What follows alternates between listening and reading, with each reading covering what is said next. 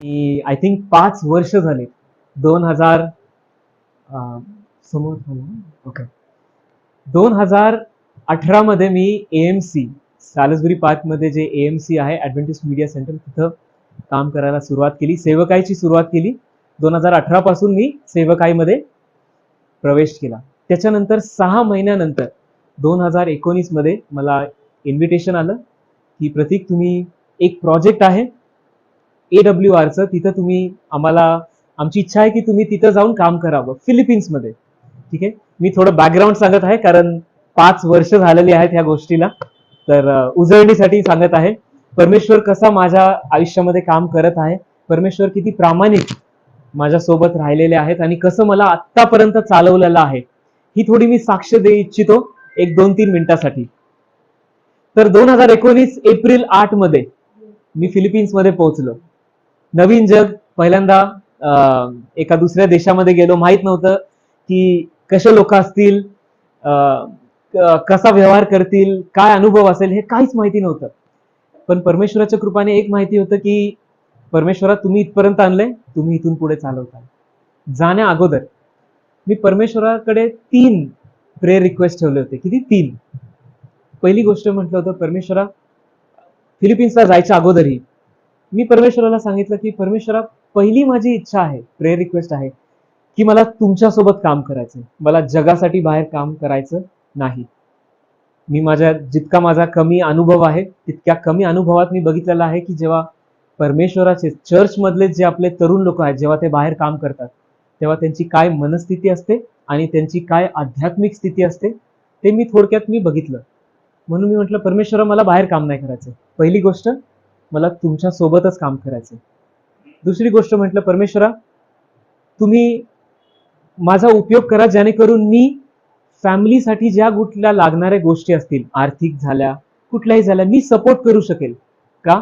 कारण मी घरामध्ये बघितलेलं आहे, माझी आई, माझ्या दोन्ही बहिणी, माझ्या मोठ्या बहिणी तेच घराला चालवत आहेत, सपोर्ट करत आहेत. त्यावेळेस मी शिकत होतो, अभ्यास करत होतो, म्हणून मी घराला काय सपोर्ट करत नव्हतो. म्हणून मी म्हटलं परमेश्वराला दुसरी प्रेयर रिक्वेस्ट माझी आहे परमेश्वर की मी सुद्धा घराला सपोर्ट करू शकेल, तुम्ही मला तसं उंचवा, तुम्ही मला जबाबदाऱ्या द्या. तिसरी गोष्ट मी म्हटलं परमेश्वरा तुम्ही मला एक अशा ठिकाणी न्या, अशा ठिकाणी तुम्ही मला ठेवा जिथं मला फक्त आणि फक्त तुमच्यावरती अवलंबून राहावं लागेल. काय होती तिसरी प्रेयर रिक्वेस्ट? की तुम्ही मला एक अशा ठिकाणी ठेवा जिथं मला फक्त तुमच्यावरती अवलंबून राहावं लागेल.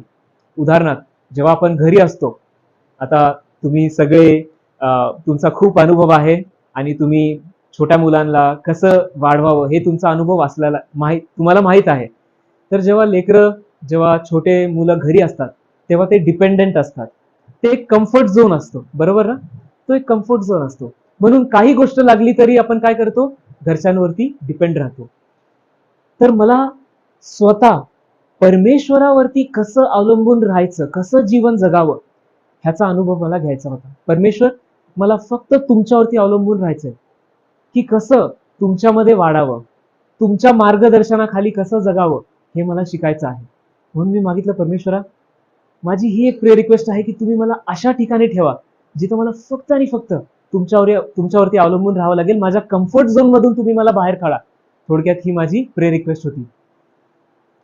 तर जेव्हा मी काम करायला सुरुवात केली, जेव्हा मी फिलिपिन्समध्ये गेलो त्यावेळेस मला ही आठवण आली की अरे मी 6 महिने अगोदर, 6 महिने नाही भरपूर वेळेस अगोदर, शिक्षण संपल्यानंतरही जेव्हा मी परमेश्वराला ही प्रेयर रिक्वेस्ट सतत मागत गेलो, तर फिलिपिन्समध्ये पोहोचल्यानंतर तेव्हा मला लक्षात आलं की परमेश्वराने मला एका वेगळ्या देशामध्ये घेऊन आलेत, माझ्या कम्फर्ट झोन मधून मला बाहेर घेऊन आलेत परमेश्वर. नवीन देश, कोणालाही ओळखत नाही, कल्चर काय काही माहित नाही, जेवण कसं काही माहित नाही, मला कम्फर्ट झोन मधून बाहेर घेऊन आले. थोडक्यात आता मला ह्या देशामध्ये फक्त परमेश्वरावरती अवलंबून राहावं लागेल.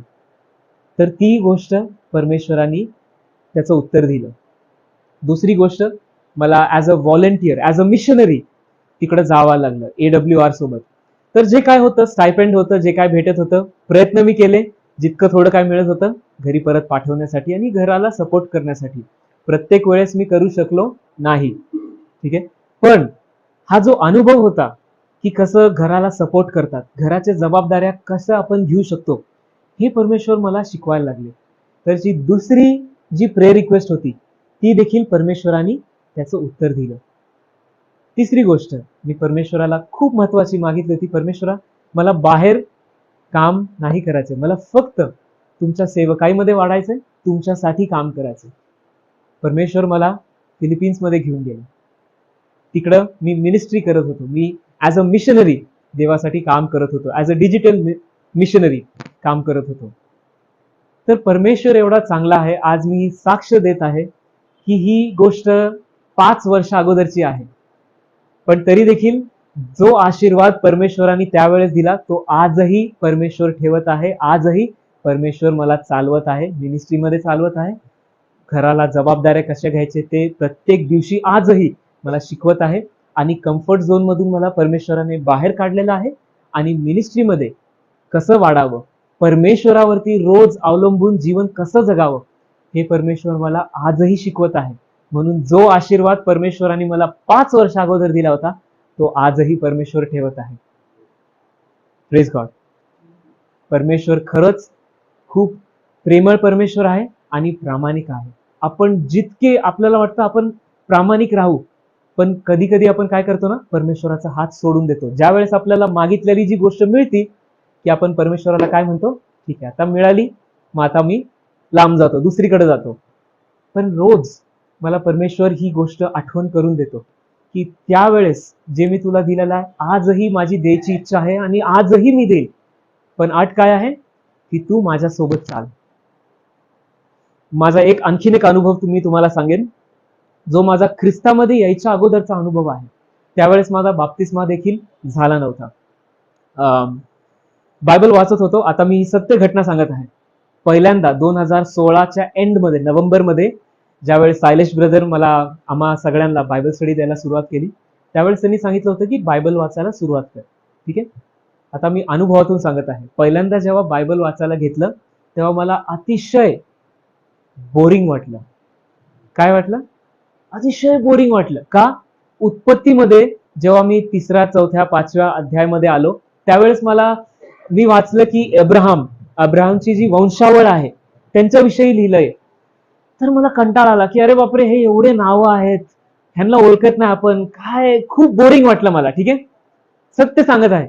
मी काय केलं, बायबल बंद केलं, ठेवून दिलं. म्हटलं नाही बाबा, आता सांगितलं तर आता वाचावं लागेल. म्हणून दुसऱ्या आठवड्यात परत प्रयत्न केला. म्हटलं आता प्रयत्न करून बघूया, वाचून बघूया, नाही कळालं पुढे जाऊया. वाचलं, त्याच्यानंतर आणखीन जास्त मग वंशावळी, हे ते नावं इकडची तिकडची, हे देश ते देश, काहीही कळत नव्हतं. बंद केलं. म्हटलं नाही, हे खूप बोरिंग आहे, कदाचित माझ्याकडून होणार नाही. परत ठेवून दिलं. काही दिवसांनी परत मग विचार आला की नाही, बायबल स्टडीसाठी ब्रदर येतात, प्रत्येक आठवड्यासाठी एवढं परमेश्वराच्या वचनातून सांगत आहे, काहीतरी रिझन असेल, काहीतरी कारण असेल. म्हटलं ठीक आहे, परत प्रयत्न करूया. वाचलं, उत्पत्ती संपवली, जसं तसं संपवलं. काय लक्षात आलं ते विचारू नका, जे लक्षात आलं ते ठेवलं, जे नाही लक्षात आलं पुढे गेलो. उत्पत्ती संपवली, निर्गमन संपवलं, लेव्यवस्थामध्ये आलो. आता लेव्यवस्थामध्ये सगळे विधी आणि नियम सांगितलेले आहेत. तर ते पुन्हा एकदा बोरिंग वाटलं. म्हटलं नाही, हे होऊ शकत नाही. काय वाचावं, किती वाचावं, इंटरेस्टच नाही. जर तुम्हाला काही गोष्टींमध्ये इंटरेस्टच नाही तर तुम्ही कसं वाचणार हो? नाही, म्हटलं हे नाही होऊ शकत. परत बंद केलं. काही दिवसानंतर मग विचार आला की नाही, आपण प्रयत्न केला पाहिजे. मग लेव्यवस्थामधूनच पुन्हा सुरुवात केली. सुरुवात करत गेलो, गोष्टी नाही लक्षात आले तरीही पुढे चालत गेलो. पण त्यावेळेस जेव्हा ही 3री 4थी जेव्हा माझी वेळ होती, ज्यावेळेस मी प्रयत्न सुरू केला, त्यावेळेस लेव्यवस्था 2026 मध्ये, ठीक आहे, जेव्हा मी लेव्यवस्था 20 ते 26 मध्ये पोहोचलो, त्यावेळेस मी तुम्हाला माझा स्वतःचा अनुभव सांगत आहे की त्यावेळेस पहिल्यांदा मी परमेश्वराचा आवाज स्वतःमध्ये अंतकरणात ऐकला. कुणीतरी आमच्यासाठी आज लेव्यवस्था 20 ते 26 वाचा. तुम्ही माझ्या प्रित्यर्थ पवित्र व्हावे, कारण मी परमेश्वर पवित्र आहे. तुम्ही माझेच असावे, म्हणून मी तुम्हाला इतर राष्ट्रापासून वेगळं केले आहे. इंग्लिशमध्ये लिहिले की यू शुड बी. आता जेव्हा मी ESV मध्ये वाचलं, ESV मध्ये यू लिहिलेलं आहे, मग मी कसं वाचलं ते की ते माझ्यासाठी आहे. आणि हे एक एक्सरसाइज आहे जे मी तुम्हाला पण एनकरेज करेल, जर तुम्ही कधी केलं नसेल तर तुम्ही देखील ही एक्सरसाइज करू शकता.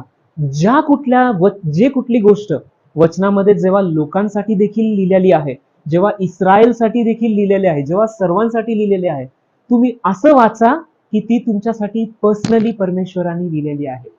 उदाहरणार्थ, जेव्हा मी प्रभूची जी प्रार्थना आहे त्यावेळेस आपण काय म्हणतो, आपण ऍज अ ग्रुप आपण ती म्हणतो, दाय kingdom come, thy will be done.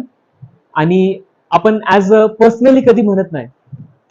पण मी जेव्हा ही प्रार्थना जेव्हा म्हणतो तर मी म्हणतो, माय गॉड, आबा father, my father who art in heaven, hallowed be thy name, thy kingdom come, thy will be done on earth as it is in heaven. तर मी माझा परमेश्वर असं मी वाचतो, असं मी उच्चार करतो. तर ही एक एक्सरसाइज मी तुम्हाला देखील सांगेल की जर तुम्ही ह्या गोष्टीचा अनुभव केला नसेल तर परमेश्वराचे जितके काही अभिवचन असतील ते तुम्ही स्वतःला आत्मसात करा. नाव घेऊन म्हणा, जिथं लिहिलं आहे की तू माझ्या मागे चाल, तर तुम्ही असं वाचा की प्रतीक, तू माझ्या मागे चाल. त्यावेळेस काय होतं, परमेश्वराचं जे वचन आहे ते वैयक्तिकरित्या आपल्याला कळून येतं. आमेन. तर लेव्यवस्था 20:26 मध्ये जेव्हा मी पोहोचलो तेव्हा मी इंग्लिशमध्ये त्याचा अर्थ कसा काढला की Prateek, you should be holy unto me. Prateek, तू माझ्यासाठी पवित्र झाला पाहिजेस. का? कारण मी प्रतीक काय आहे? पवित्र आहे. परमेश्वर मला म्हणतो, मी अंतःकरणात पहिल्यांदा अनुभवलं मी हे. आणि आज पण मला काटे येतात जेव्हा मी हा विचार करतो की परमेश्वर स्वतः, स्वर्गाचा जो महान परमेश्वर आहे तो माझ्याशी बोलला. एवढ्या अशा पापी व्यक्तीशी परमेश्वर स्वतः बोलला आहे आणि मला काय सांगत आहे परमेश्वर? प्रतीक, तू पवित्र असला पाहिजे. का? कारण मी पवित्र आहे आणि मी तुला सर्व लोकांपासून दूर केलेला आहे. का? कारण तू माझा व्हावा. तर हा जेव्हा मला अनुभव मिळाला त्यावेळेस पासून मी नित्य बायबल वाचत गेलो, पुढे चालत गेलो. ज्या कुठल्या गोष्टी कळायला नाही त्याच्यामध्ये मी वेळ देत गेलो. एकदा नाही, दोनदा नाही, तीनदा वाचत गेलो. मग हळूहळू गोष्टी कळायला लागल्या. आज भरपूर गोष्टी आज आपल्यासाठी अशा आहेत जे आपल्याला एकदा वाचल्याने आपल्याला कळतात का? दानियलचं पुस्तक, प्रकटीकरणाचं जे पुस्तक आहे ते आपण एकदा वाचल्याने भविष्यवाणी जे आपल्याला आहे ते कळतात का? पण ते का आपल्याला दाखल्यांमध्ये दिलेले आहेत? कारण आपण सतत त्यांना वाचत राहावं, जेणेकरून आपल्याला ती तालीम मिळेल, ते आपल्याला कळेल की अच्छा, परमेश्वराचं वचन काय नेमकी सांगत आहे आणि ते वैयक्तिकरित्या माझ्यासाठी ते काय आहे. बरोबर. आज भरपूर वेळेस आपण बायबलमध्ये हे पण वाचतो की भरपूर एक लढाईया, इस्रायलचं जे देश आहे ते भरपूर लढाईया त्यांनी लढल्या, भरपूर त्यांना विजय मिळाले, भरपूर त्यांना पराजय देखील मिळाले. बरोबर ना? पण वैयक्तिकरित्या आपण कधी हा विचार केला आहे का की बरं बाबा, ही जी लढाई त्यांनी लढली त्याचा बायबलमध्ये उल्लेख आहे, परंतु वैयक्तिकरित्या त्याचा माझ्यासाठी काय त्याचा अर्थ? आज एक अशाच लढाईकडे आपण जाणार आहोत जी जुन्या नियमात आपण वाचतो आणि आपण हे वाचण्याचा प्रयत्न करूया, हे शिकण्याचा प्रयत्न करूया की ते आपल्यासाठी आज परमेश्वर कोणते आध्यात्मिक धडे त्या लढाईपासून आपल्याला शिकवण्याचा प्रयत्न करत आहे. ठीक आहे. निर्गमन 17.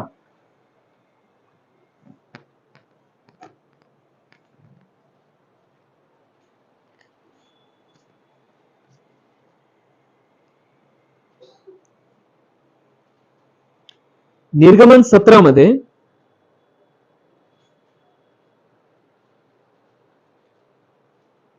निर्गमन 17 ह्याचं 8 पासून आपण वाचण्याची सुरुवात आपण करणार आहोत. आणि त्याच्या अगोदर, ठीक आहे, त्याच्या अगोदर थोडं बॅकग्राऊंड. ही ती कहाणी आहे, हा त्यावेळेसचा उल्लेख आहे जेव्हा इस्रायलचं जे राज्य होतं ते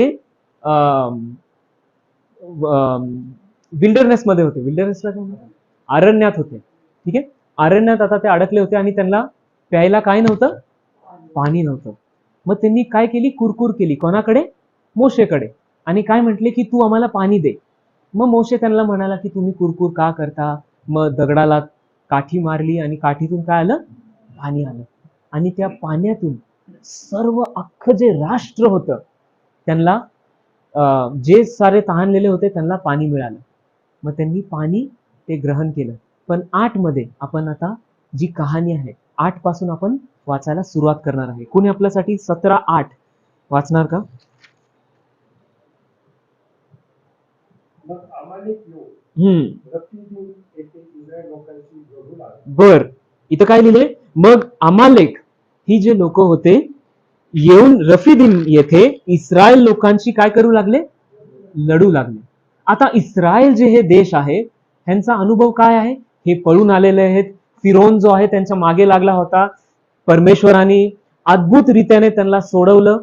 एका रात्रात त्यांना मिस्र देशातून बाहेर काढलं आणि ते आता अरण्यात आहेत. आणि अरण्यात त्यांना ज्या कुठल्या लागणाऱ्या गोष्टी आहेत परमेश्वराने ते अद्भुत रीतीने त्यांना ते पुरवल्या. आत्ताच आपण जे निर्गमचं 17:1-7 जेव्हा आपण वाचू त्याच्यामध्ये तो उल्लेख आहे जेव्हा त्यांना पाण्याची गरज होती आणि परमेश्वराने पाणी त्यांना पुरवलं. तर एवढे त्यांनी अद्भुत कार्य परमेश्वराकडून बघितलेले होते. त्यांनी हे बघितलं होतं की परमेश्वर केवढा शक्तिशाली आहे आणि कसं एका रात्रात एवढे लोक, कदाचित लाखो लोक असतील, आपल्याला माहित नाही, आपल्याला आकडा जो आहे तो दिलेला नाही, पण अख्खा इस्रायलचं जे राष्ट्र होतं एका रात्रात परमेश्वराने मिस्र देशातून बाहेर काढलं आणि त्यांना ज्या कुठल्या गोष्टी लागणाऱ्या आहेत त्या परमेश्वराने पुरवल्या. तर त्यांनी आता पाणी पिलेले आहे. आता पाणी परमेश्वराच्या पवित्र शास्त्रामध्ये पाणी काय दर्शवतं? काय दर्शवतं सर? येस, पवित्रता. आणि जेव्हा येशू ख्रिस्त पण जेव्हा पाण्यातून बाहेर आले तेव्हा आपण बघतो की पवित्र आत्म्याचा वर्षाव त्यांच्यावरती झाला. उदाहरणार्थ आध्यात्मिक रीतीमध्ये त्यांना त्यांची जी तहान होती ती परमेश्वर पुरवत होते. परंतु त्यांना एक धडा देखील परमेश्वराने त्या दिवशी शिकवला की तुमच्या ज्या कुठल्या आध्यात्मिक गरजा जे काय असतील तेही देखील मी तुम्हाला पुरवण्याची क्षमता माझ्यामध्ये आहे. आज आपल्यासाठी त्याच्यामध्येही एक आपल्यासाठी एक आध्यात्मिक धडा आहे. जसे इस्रायलचे लोक अरण्यात भटकत होते, आज आपणही आज भटकत आहोत. आपण अजूनपर्यंत कनान देशात पोहोचलोय का? आपण पोहोचलोय का? नाही. आपण जाण्याची तयारी करत आहे ना? करत आहे. येशू ख्रिस्त लवकर येणार आहे ना? अभिवचन काय आहे की मी चाललोय पण मी लवकर येत आहे आणि जिथं मी चाललोय तिथं तुम्ही देखील असावं आणि मी तुमच्यासाठी एक जागा काय करत आहे? तयार करत आहे. तर अभिवचन आहे हे. पण येशू ख्रिस्त गेल्यानंतर येशू ख्रिस्त काय म्हटले? हे तुमच्या फायद्यासाठी की मी जातो, कारण मी गेल्यानंतर कोण येईल?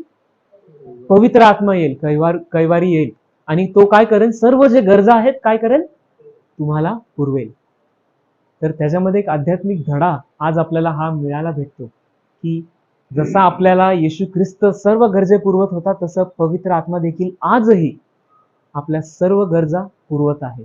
आपण देखील ह्या अरण्याच्या ज्या अनुभव आहे ह्या अरण्याच्या अनुभवातून जात असताना परमेश्वर सक्षम आहे, ताकदवर आहे आणि इच्छुक आहे सर्व गोष्टी पुरवण्यासाठी. हा त्यांचा अनुभव होता इस्रायल देशाचा. ते आत्ताच पूर्णपणे भरपूर पोट भरून त्यांनी पाणी पिलं होतं. तर ताजोतवाना झाले होते. मग त्यांचा आध्यात्मिक सोडा, शारीरिक त्यांची कशी स्थिती असली पाहिजे? त्यांना कसं वाटलं पाहिजे? ताकदवर, शक्तिशाली असं वाटलं पाहिजे. आध्यात्मिकरित्या त्यांना कसं वाटलं पाहिजे? उदाहरणार्थ, कधी तुम्हाला तहान लागली असेल, खिशात पैसे नाही, एकदम वाळवंटात तुम्ही असाल आणि कोण जर व्यक्ती आला काठी घेऊन दगडाला मारलं आणि दगडातून पाणी निघालं, कसं वाटेल तुम्हाला? कसं वाटेल? खूप आनंद होईल. अरे बापरे, आनंद तर होईल कारण पाणी भेटलं, पण आणखीन जास्त आनंद होईल कारण की एक चमत्कार, ही एक अद्भुत घटना घडलेली आहे. तर माझ्यासोबत विचार करा, इस्रायली लोकांना कसं वाटलं असेल आणि किती लोकांनी पिलं? एका व्यक्तीनेच पिलं का सगळ्यांनी पिलं? सगळ्यांनी पिलं. मग त्यांचा अनुभव कसा असेल? अरे बापरे, खूप अद्भुत. त्यांचं जे तहान आहे ती पण भागली आणि आध्यात्मिकरित्या पण ते कसे आणखीन जास्त जोश त्यांना आलेला असेल, है ना? मग ह्या स्थितीमध्ये आता कोण येतं? अमालेक येतात. कशासाठी? युद्ध करण्यासाठी. पुढे आपण वाचूया. 9 आणि 10 सर तुम्ही वाचता.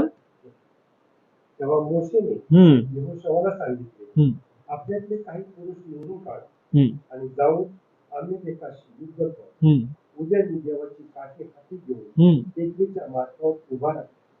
मोशेच्या सांगण्याप्रमाणे यहोशुआने केले हम्म व तो अमालेकाशी लढू लागला. हम्म मोशे, अहरोन आणि हूर हे टेकडीच्या माथ्यावर चढून गेले. बर. मग आता आपण हे वाचत आहे की इथून पुढे जेव्हा अमालेकी लोक आले तेव्हा मोशेने निर्देश दिला यहोशूला की तू जा आणि त्यांच्याशी लढा घे, त्यांच्याशी युद्ध कर. पण मोशे स्वतः काय करत होता? आपण 11 मध्ये काय वाचलं? मोशे, हूर आणि आरन हे तिघं काय गेले? कुठे गेले? परत वाचूया. 11 मध्ये टेकडीच्या माथ्यावरती उभा तिकडे गेले आणि चढून तिकडे उपस्थित होते. बर, पुढे वाचूया. त्या समय असे झाले की मोशे आपले हात वर करी हम्म तेव्हा इस्रायलाची सरशी होईल. हम्म तो आपले हात खाली करी तेव्हा अमेरिकाची सरशी होईल. बर, पुढे 12-13. मोशेचे हात भरून आले तेव्हा त्यांनी एक भोंगा घेऊन मोशेच्या खाली केला व तो त्यावर बसला आणि अहरोन व हूर यांनी दोन्ही बाजूने त्याचे हात वर उचलून धरले, म्हणून सूर्य मावळेपर्यंत त्याचे हात स्थिर राहिले. मग यहोशुआने आपल्या तलवारीच्या धारेने अमालेकांचा व त्याच्या लोकांचा पाडाव केला. आणि परमेश्वराने मोशेला म्हटले की त्याची आठवण राहिली म्हणून ही घटना एका पुस्तकात लिहून ठेव आणि यहोशुआच्या कानी घाल, कारण मी अमालेकाची आठवण पृथ्वीवरून अजिबात पुसून टाकली. बर, ओके. तर आपण थँक्यू सर. तर आपण इथे काय वाचतो की एक युद्धासाठी कोण आले? अमालेकी लोक आले. तर मोशेने निर्देश काय दिलं की यहोशू बाबा तू काय कर? खाली जा, त्यांच्याशी युद्ध कर. पण मोशेने स्वतः काय केलं? मोशे आणखीन 2 लोकांना घेऊन गेला, हूर आणि आरोनला घेऊन गेला आणि ते कुठे गेले? डोंगराच्या माथ्यावरती गेले. आणि ते काय करत होते? मोशेनी हात काय केले होते? वर केले होते.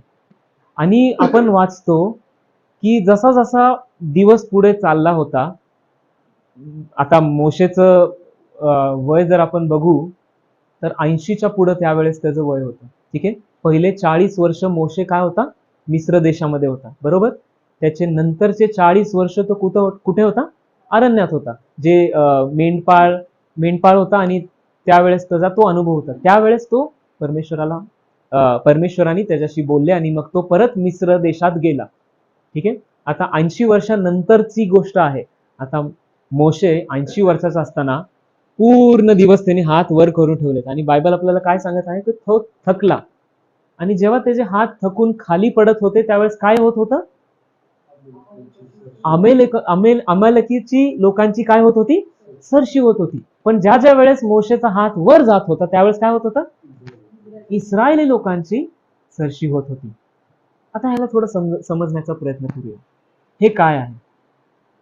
उदाहरणार्थ जेव्हा आपण युद्ध बघतो त्यावेळेस आपल्याला लॉजिकली काय म्हणतो सर? लॉजिक जे आपण ज्याला म्हणतो रिझनिंग. बर, उदाहरणार्थ जेव्हा आपण युद्धामध्ये बघतो तर एकीकडे जर कमजोर सैन्य असेल आणि एकीकडे जर एक ताकदवर सैन्य असेल आणि जर आपल्याला प्रश्न विचारण्यात येईल की ह्यांच्यामधलं कोणतं सैन्य जिंकेल, फक्त सैन्याच्या साईजनी जर आपण विचार केला तर आपण काय सांगणार? ज्यांच्याकडे जास्त सैन्य, ज्यांच्याकडे जास्त ताकदवर तलवारी बाकी सैन्य आहे त्यांची विजय होणार, बरोबर. पण आपण पहिली कधी असं ऐकलंय का की जो व्यक्ती युद्धातच नाही त्याचा प्रभाव युद्धावरती होत आहे? ऐकलंय का आपण? असं कुठलं युद्ध आपण ऐकलंय? पानिपत घ्या किंवा पहिलं विश्वयुद्ध घ्या, दुसरं विश्वयुद्ध. पहिलं दुसरं विश्वयुद्धामध्ये गन्स आले, बॉम्ब्स आले, ती गोष्ट वेगळी. आपण अगोदरचे लढाईयांची विषय बोलत आहे. अशी कुठली एक लढाई आहे का जिथं एक व्यक्ती उपस्थित नाही आहे पण तरी देखील त्याचा प्रभाव एवढा आहे की ज्या ज्या वेळेस तो जर काही गोष्ट नसन करत तर त्याची सैन्य हारत आहे, पण ज्या ज्या वेळेस तो काहीतरी करत आहे त्याची सैन्य जिंकत आहे. अशी कुठली आपण लढाई ऐकली आहे का इतिहासात? नाही. ही एक पहिली एक आपल्यासाठी हा एक उल्लेख आहे बायबलमध्ये, आणि हा उल्लेख देऊन परमेश्वर आपल्याला काही गोष्ट शिकवण्याची अपेक्षा करत आहे. मोशे जेव्हा डोंगराच्या टेकडीवरती गेला आणि लोक त्याचे जे दोन बाजूला एकीकडे एक आणि दुसरीकडे एक जे थांबले होते, ह्याचा अर्थ काय? उदाहरणार्थ, जेव्हा यहोशू तलवारीच्या ताकदीने जेव्हा पराजय करण्याचा प्रयत्न करत होता, त्यावेळेस आपल्याला काय दिसतंय? ज्या ज्या वेळेस मोशेचा हात वरती होता त्यावेळेसच त्याचा प्रभाव, यहोशूच्या तलवारीचा प्रभाव पडत होता. आता बायबलमध्ये तलवार ही कशाला दर्शवली गेली आहे? कशाला? वचनाला. कुठे आपण वाचतो? कुठे आपण वाचतो? वचन माहित आहे, मला माहित आहे तुम्हाला वचन माहित आहे. बरं, कुठे? वचन दुधारी तलवारी सारखे आहे. कुठे वाचतो आपण? इब्री लोकासपत्र 4, कुठे? 4:12 मध्ये आपण वाचतो. परमेश्वराचं वचन कसं आहे? दुधारी तलवारी सारखं आहे.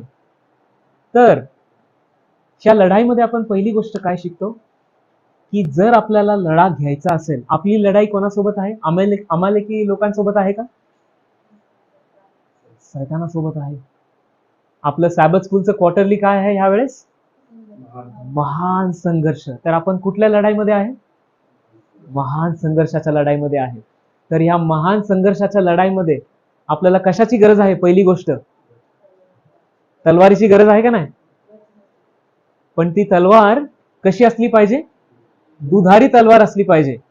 उदाहरणार्थ, जर ह्या तलवारीला मी इथं ठेवलं आणि मी म्हंटल परमेश्वराचा मी लेकरू आहे, मला तलवारीची काय गरज नाही, मी लढायला जाईल, जिंकेल का मी?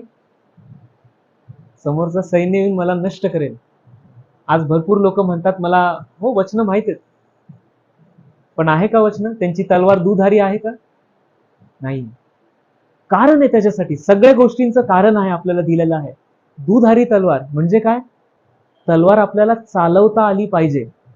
उदाहरणार्थ, जर कोणाला तुम्ही हातात दिली तलवार, जर त्याला येत नसेल तर तो जर त्यांनी पायावरतीच मारून घेतली, हानी कोणाला आहे?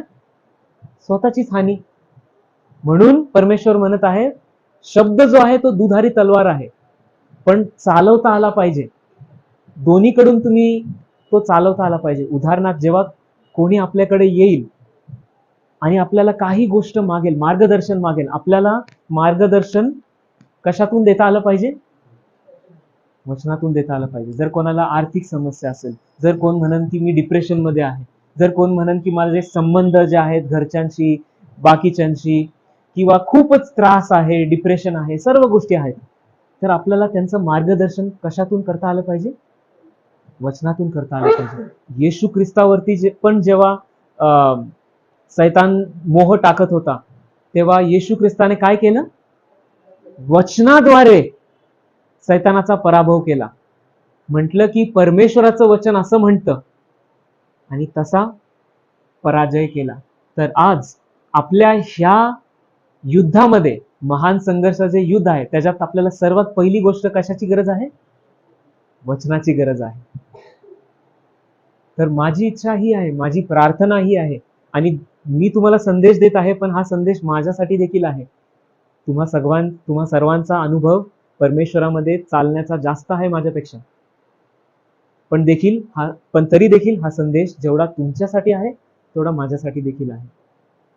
आपल्या सर्वांना ह्या तलवारीची खूप गरज आहे, आणि ही तलवार चालवता आली पाहिजे. दुसरी गोष्ट, यहोशू एकटा तिथं लढत होता, तलवार त्याच्या हातात होती, पण आपण वाचत आहे की तलवार असूनही जे अमालेकी लोक होते त्यांचा प्रभाव कधी कधी काय होत होता? जास्त पडत होता. बरोबर ना? का? मोशेचा हात खाली जात होता, पण मोशे काय करत होता? सतत जेव्हा हात खाली जाईल तेव्हा हात वर घेत होता. आता ह्याचं कारण काय आहे? आता ह्याचं अर्थ काय आहे? मोशे काय करत होता तिकडं? हात वर करून बसला होता का फक्त? काय करत होता? सहायता मागत होता. काय करत होता? म्हणजे सोप्या शब्दांमध्ये काय करत होता? काय करत होता? प्रार्थना करत होता. मग आज आपण ज्या या महान संघर्षाच्या युद्धात जेव्हा आहेत, तेव्हा आपल्याला फक्त परमेश्वराच्या वचनाचीच गरज नाही, पण आपल्याला प्रार्थनाची देखील गरज आहे. का? कारण प्रार्थना जेव्हा आपण करतो तेव्हा परमेश्वर आपलं मन तयार करतात ह्या तलवार उचलण्यासाठी. जर मनच नसेल तलवार उचलण्यासाठी, मग कोणता व्यक्ती तलवार उचलून युद्धासाठी जाणार आहे? कोणी नाही. प्रश्न एक विचारन, उत्तर देऊ नका. आणि हे माझा प्रश्न मी स्वतःलाही देखील विचारत आहे. तुम्हाला असं जेव्हा तुम्ही सकाळी उठलेला आहात, सकाळी सकाळी जेव्हा सगळीकडे शांत आहे, त्यावेळेस काय वेळेस तुमचा असा अनुभव आहे का की आज माझं प्रार्थना करण्याचं मन नाहीये? उत्तर नका देऊ. काय वेळेस उशीर झाला असेल उठायला, कामं असतील, खूप कामं असतील, सकाळची कामं, 10 मिनिटात काय गोष्टी करायच्या असतील आणि प्रार्थनेसाठी वेळ नाहीये.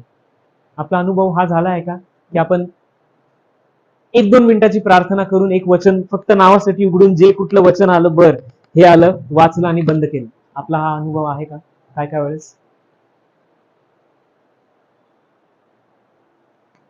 मला उत्तर देऊ नका. आपण उत्तर परमेश्वराला दिलं पाहिजे. प्रार्थना तेवढीच गरजेची आहे जेवढं परमेश्वराच्या वचनाची गरज आहे आपल्याला. म्हणून आज या युद्धामध्ये आपल्याला प्रार्थना आणि ही तलवार ह्याची खूप गरज आहे. ह्याशिवाय आपल्याला विजय मिळणार नाही. कितीही जरी आपल्याला वाटलं माझी इच्छाशक्ती खूप स्ट्रॉंग आहे, जर शैतान मला भुरळ टाकली, मला मोह टाकलं, मला त्याचा काय फरक पडणार नाही, काहीही गोष्ट होत नाही. आपल्याला बायबलमध्ये भरपूर दिग्गजांचा उल्लेख ह्यात दिलेला आहे. समसोन देखील खूप दिग्गज होता. त्याला वाटलं की मग मी माझ्या ताकदीने शैतान नाही, माझ्या ताकदीने जे वैरी आहेत त्यांच्या सगळ्यांच्या, फिलिस्टीन्स जे आहेत त्यांच्याशी मी लढा घेईन. झालं का तसं?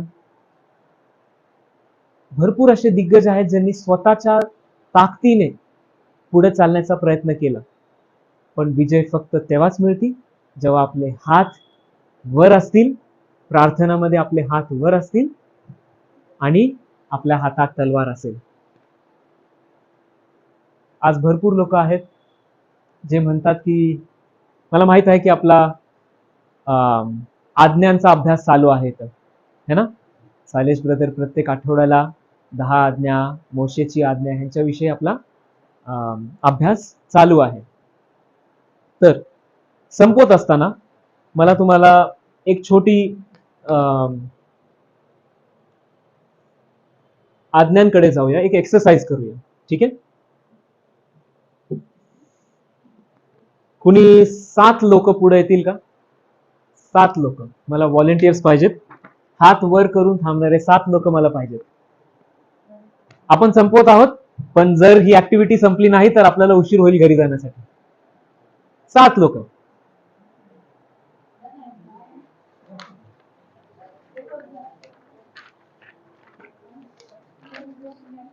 बर, फक्त पुरुषच लोक. येस सर, तुम्ही इकडे थांबा. सर तुम्ही इकडे थांबा. Ginny you come here. Ginny you come here. You come here. Okay brother, please you can येऊ शकता. आणखीन मला 3 लोकांची गरज आहे. आणखीन 3 लोकांची. येस प्लीज, तुम्ही हे घेऊन त्याच्या बाजूला थांबा. आणखीन 2 लोक. ओके, आणखीन एक. आणखीन एक. येस.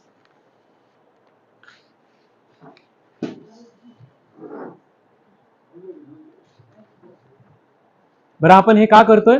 कारण की आपण आत्ताच शिकलो की मम्मी इकडे.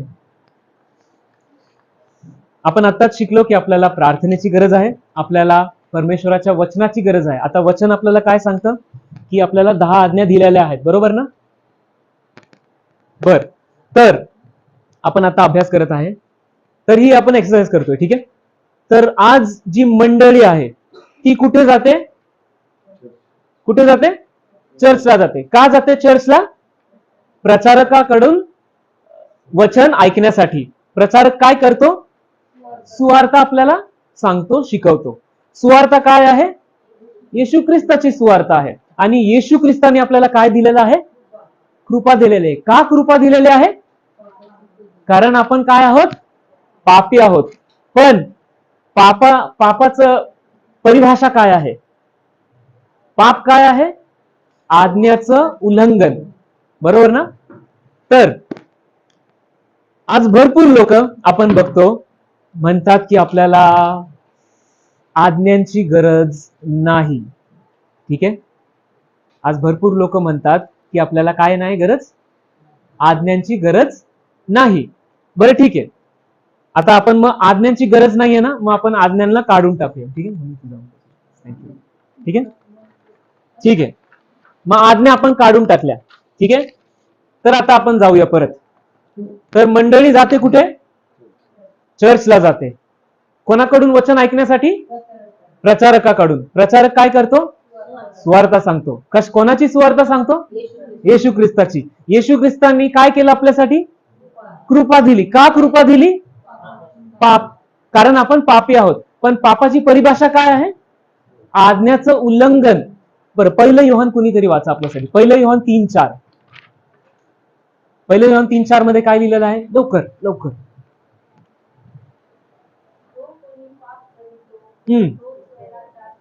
बर,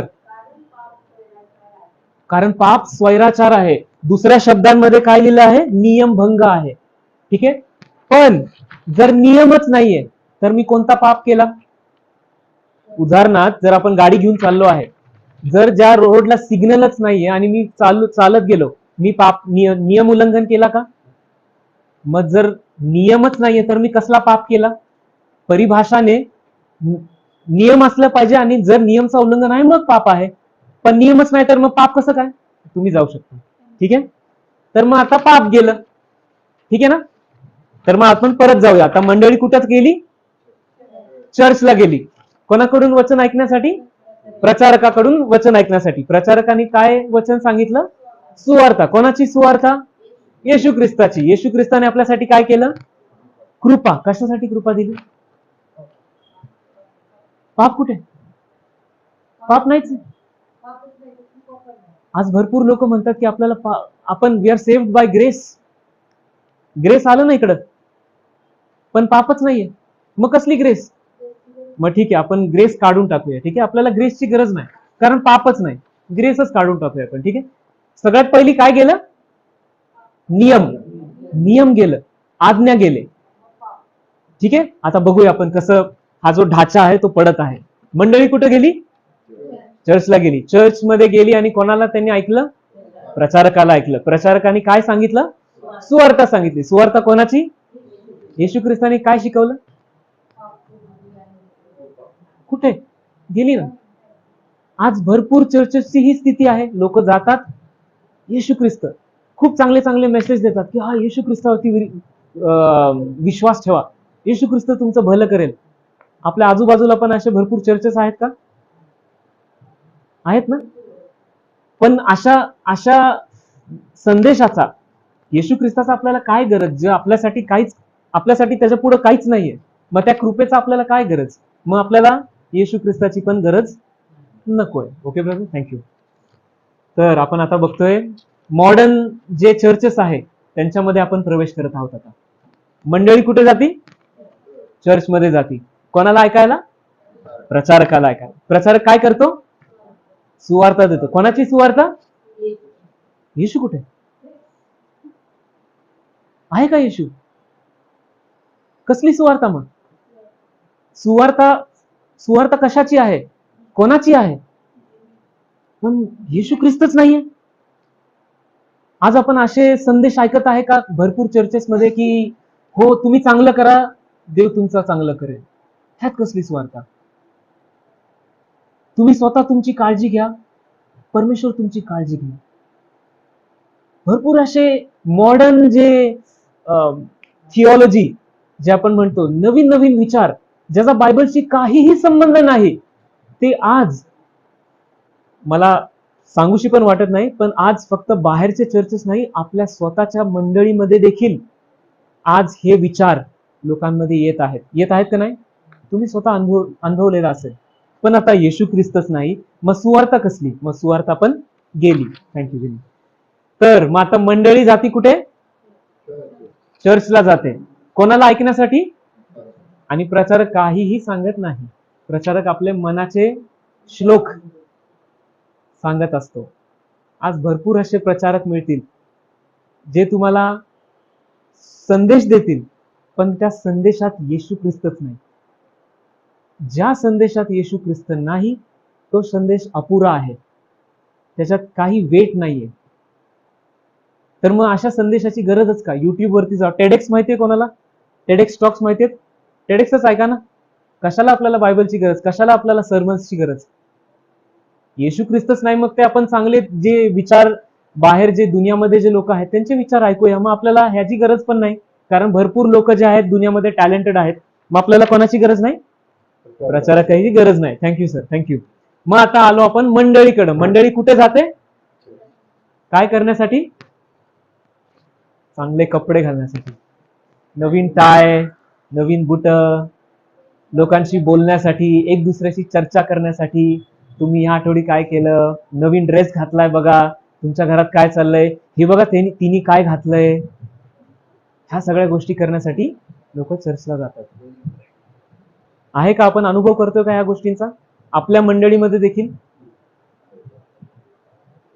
तर मग जर अशीच आपल्याला करायची गरज असेल, तर मग आपल्याला चर्चची का गरज? Thank you sir. लक्षात येते का? जर नियम काढला तर पूर्ण जो हा ढाचा आहे, आपलं पूर्ण ख्रिस्ती जीवन आहे, पूर्ण जो अनुभव आहे, तो पूर्ण नाहीसा होतो. इतका गरजेचा आहे आपल्याला परमेश्वराची आज्ञा, इतके गरजेचं आहेत आपल्याला परमेश्वराचं वचन. जर आपण नियम काढला तर पूर्ण ढाचाच हा निघून जातो. आज भरपूर लोक जेव्हा म्हणतात की आपल्याला नियमाची गरज नाही, आपण ग्रेस खाली आहे, तुम्ही त्यांना हे एक्सरसाइज सांगा, मग त्यांना कळेल. आणि वचन देऊन सांगा. आपल्याकडे वचन आहेत ना. मला माहित आहे की सायलेश ब्रदरनी तुम्हाला भरपूर वचन दिलेली आहेत. मोशेची आज्ञा आणि 10 आज्ञा ह्यांच्यामधला फरक काय, आणि कोणत्या आज्ञा क्रुसावरती त्यांचा समाप्ती झाली होती, तेही झालेले एका त्याची स्टडी झालेली आहे. मग वचन देऊन सांगा की का गरज आहे आपल्याला परमेश्वराच्या वचनाची. ठीक आहे. तर समाप्ती करताना आपल्याला परमेश्वराच्या नियमाची खूप गरज आहे, पण ह्या युद्धामध्ये, ह्या लढाईमध्ये जितकी आपल्याला गरज आहे दुसऱ्यांना सांगण्याची सुवार्ता, जितकी आपल्याला दुसऱ्यांना तयार करण्याची गरज आहे, तितकी आपल्याला स्वतःला देखील, आपले स्वतःचे घर, आपले स्वतःची लेकरं, आपले रिलेटिव्ह, त्यांना देखील तयार करण्याची तितकीच गरज आहे. पण हे तेव्हाच होऊ शकेल जेव्हा आपल्या हातात तलवार असेल आणि जेव्हा आपले हात वर असतील. जेव्हा आपण असं करू, जेव्हा ही आपली सवय बनून जाईल, त्यावेळेस आपण बघू की रोज प्रत्येक दिवशी परमेश्वर आपल्याला विजय देत आहे, छोट्या छोट्या गोष्टींमध्ये आणि मोठ्या गोष्टींमध्ये देखील. जर तुम्हाला देखील हा अनुभव करायचा असेल, तुम्ही करत असताल, पण हा जर अनुभव तुमचा सतत चालवायचा असेल, तर कृपा करून तुम्ही माझ्यासोबत, जर तुमची इच्छा असेल तर तुम्ही उभा राहा आणि आपण प्रार्थना करूया.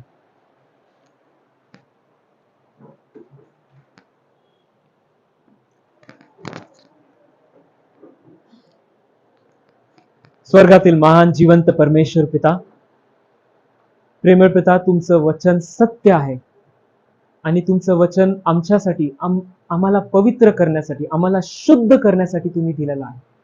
प्रेमळ पिता, आज आम्हा सगळ्यांना तुमच्या वचनांची खूप गरज आहे. प्रेमळ पिता, ह्या युद्धामध्ये आम्ही सगळे त्रासलेले आहोत. आम्हाला शैतान भुरळ टाकत आहे, आम्हाला मोह टाकत आहे, आम्हाला निराशा आमच्या मनामध्ये टाकत आहे. पण प्रेमळ पिता, ह्या सर्व गोष्टी पासून दूर होण्यासाठी आम्हाला तुमच्या शब्दाची गरज आहे. प्रेमळ पिता, तुमचं शब्द, तुमची जी ही तलवार आहे, ही कशी वापरायची, ह्याचा उपयोग कसा करावा, हे तुम्ही आम्हाला रोज शिकवा पिता. प्रेमळ पिता, ही दुधारी तलवार कदाचित आम्हाला आज माहित नसेल की कशी चालवावी. मागत आहे की रोज आम्ही तुमच्या सोबत वेळ घालवावा, रोज आम्ही बायबल वाचावं, जेणेकरून आम्ही हे शिकू की तुम्ही काय आम्हाला सांगत आहात, आणि तुमचं वचन फक्त वाचण्यासाठी नाही, पण आत्मसात करण्यासाठी देखील तुम्ही आम्हाला रोज आमची मदत करा. तसंच पिता, आज तुम्ही आम्हाला हे शिकून दिलेलं आहे की प्रार्थनेची आम्हाला किती गरज आहे.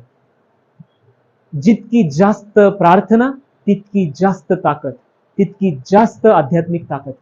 मागत आहे पिता की तुम्ही आम्हाला प्रार्थना करण्यासाठी शिकवा. कारण ज्या ज्या वेळेस आम्ही प्रार्थना नाही करत, त्या वेळेस आम्ही बघतो की आमच्या जीवनामध्ये, आमच्या आध्यात्मिक जीवनामध्ये भरपूर त्रास, भरपूर निराशा येत आहे. पण तुम्ही आम्हाला हे शिकवलेलं आहे की ज्या वेळेस आम्ही प्रार्थनामध्ये आमचं सर्व जे भार आहे तुम्हाला देतो, त्यावेळेस तुम्ही आमची काळजी घेता आणि तुमचं जे जीव आहे ते तुम्ही आम्हाला देता, जेणेकरून आमचं भार जे हलकं होतं आणि तुम्ही दाखवलेल्या मार्गावरती आम्हाला चालण्याची आमची तयारी होते.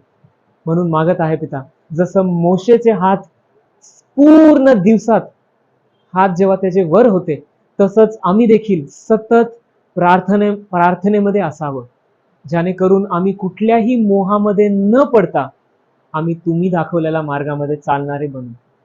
प्रेमळ पिता, आज भरपूर लोक असे आहेत जे तुम्हाला ओळखत नाहीत. मागत आहे पिता की त्यांना देखील तुमचे वचन कळावे. मागत आहे पिता की आज माझे जितके भाऊ बहीण इथे उपस्थित आहेत, आमच्या सर्वांचा तुम्ही उपयोग करा पिता, जेणेकरून जे लोक आम्हाला दिसतील, जे भुके आहेत, तहानलेले आहेत तुमच्या वचनासाठी, आम्ही त्यांना तुमचं वचन शेअर करावं, जेणेकरून त्यांना देखील ही आशा मिळेल, जी आशा तुम्ही रोज आम्हाला देण्यासाठी इच्छुक आहात. प्रेमळ पिता, आज आम्ही बघत आहे की आमच्या मंडळीमध्ये देखील सैतान भुरळ टाकत आहे, सैतान निराशा टाकत आहे, मोह टाकत आहे. जे जगामध्ये ज्या कुठल्या गोष्टी आहेत, त्या जगिक गोष्टी आज मंडळीमध्ये, आज चर्चमध्ये आमच्या देखील येत आहे. मागत आहे पिता, कृपा करून प्लीज पिता, तुम्ही लढाई करा. आज तुम्ही आमची अगुवाई करा, जेणेकरून लढाईमध्ये जाताना आम्ही तयार असो. आणि पिता, हे सर्व जे मंडळीमध्ये गोष्टी ज्या आलेल्या आहेत, त्या सर्व गोष्टींना आम्ही शरण न जाता, त्यांच्यामध्ये न पडता, आम्ही तुमच्या वचनांमध्ये वाढणारे आमचा असा अनुभव असू द्या. प्रेमळ पिता, धन्यवाद देत आहे की आज पुन्हा एकदा तुम्ही ही एक अवसर आम्हाला दिलेला आहे, आणि मागत आहे की इथून पुढची वेळ, इथून पुढचं आयुष्य आम्ही तुमच्या चरणी सोपत आहे. आणि जर तुमची इच्छा असेल पिता, तर पुन्हा एकदा आम्हाला इथं पुढच्या आठवड्यात देखील येण्यासाठी आणि तुमच्या वचनांचा अभ्यास करण्यासाठी तुम्ही आमची मदत करा. कारण ही छोटीशी विनंती आमच्या सर्व पापांची क्षमा मागणी करून प्रभू येशू ख्रिस्ताच्या गोड आणि पवित्र नावात मागत आहे, म्हणून तुम्ही ऐका पिता. आमेन.